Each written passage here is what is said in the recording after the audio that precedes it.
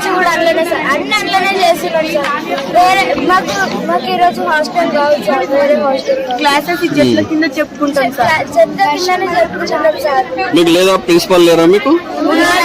మళ్ళీ ఏమంటుందా మేము అడిగారా? చెప్పింది చాలా సార్లు ట్రై చేస్తున్నాం, అడ్జస్ట్ చేసుకుంటున్నాం సార్. అయినా సరే ఈసారి గెట్టేసాం సార్. ఎవరు? ఇంకేం సమస్యలు ఉన్నాయి మీకు?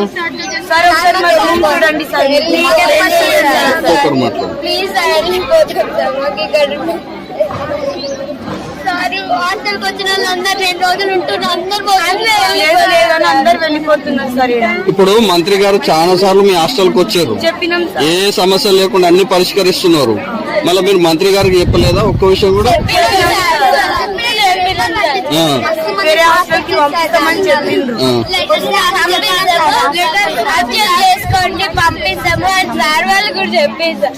అడ్జస్ట్ చేసుకున్నాం సార్. ఈ రోజు గెట్టేసారు సార్ ఎస్ఓ మేడం.